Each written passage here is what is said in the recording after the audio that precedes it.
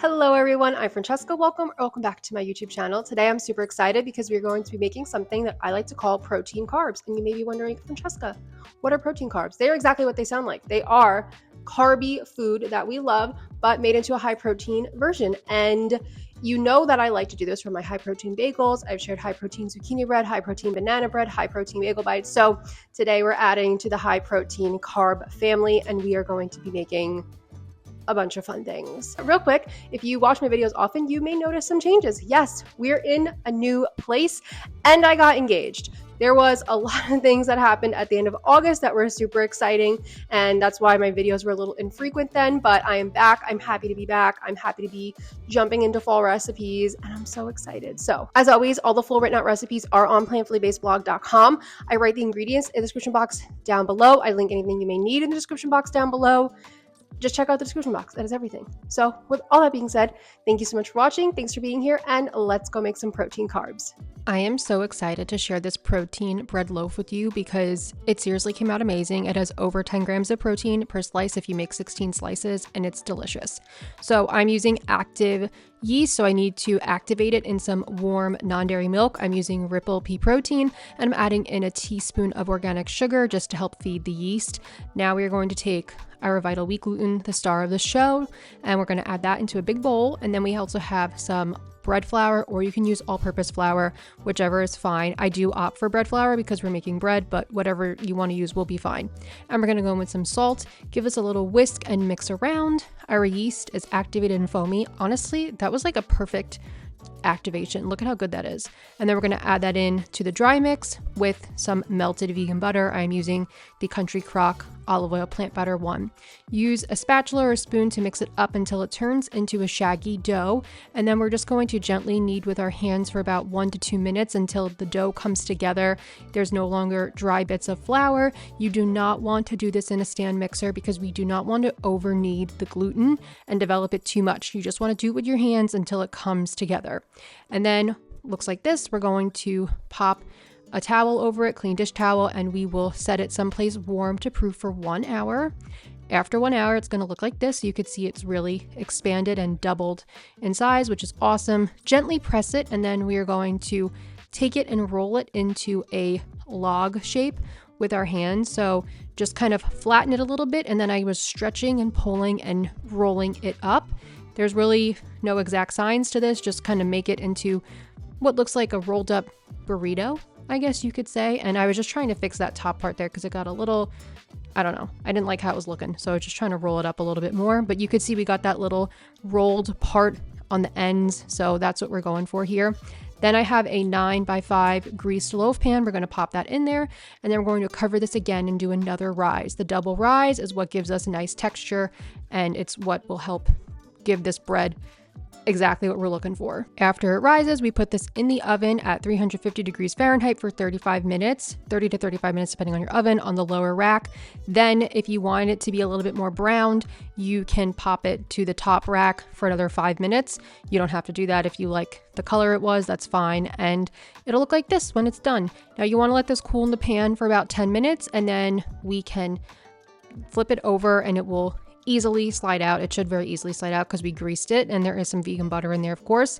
And then let this cool for about an hour before we slice into it. I know it's hard to resist, but you'll get a better cut if you wait a little bit longer to slice it. But I also did slice it when I tested it at 30 minutes of cooling, and it was fine. So do whatever you want to do here, but know that from the professional standpoint, you should wait an hour. But I know it's hard to resist fresh bread from the oven.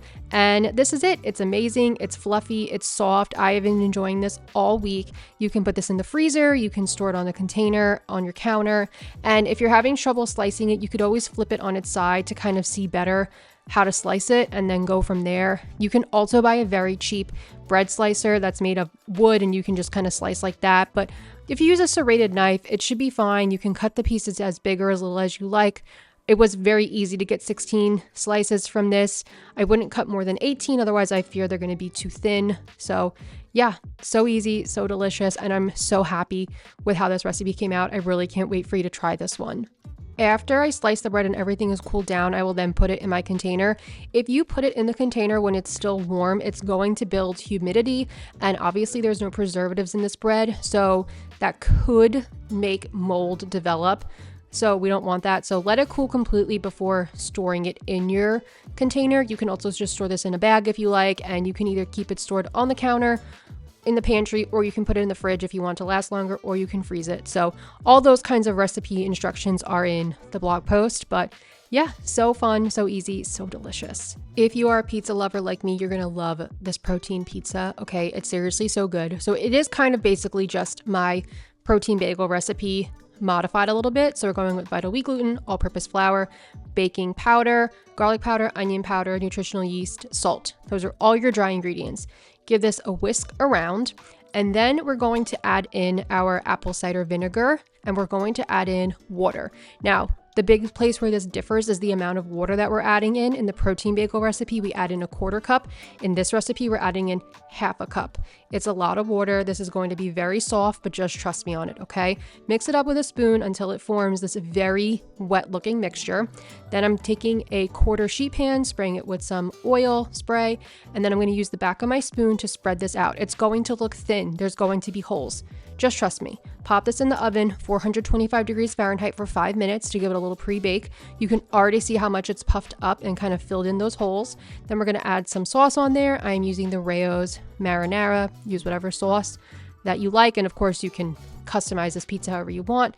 Gonna add a little vegan mozzarella. I'm using Follow Your Heart. And then this goes back in the oven, 425 degrees Fahrenheit for 15 minutes. You can place this on the middle rack in your oven. It's fine. Or the top rack, whatever you feel like doing. If you put it on the top, just watch it in case your oven burns. I learned that my oven does that. So after 15 minutes, it'll look like this, and then you can just remove it from the pan.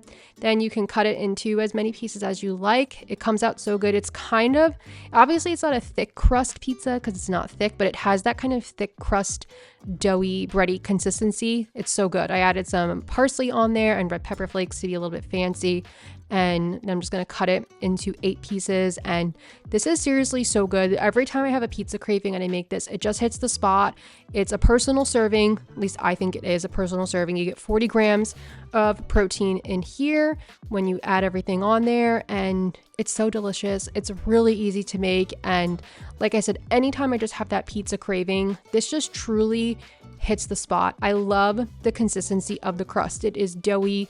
It's chewy. It's just gives me exactly what I want. So I hope you enjoyed these recipes. Thank you so much for watching. Thank you so much for being here, and I'll see you soon with more videos. Bye.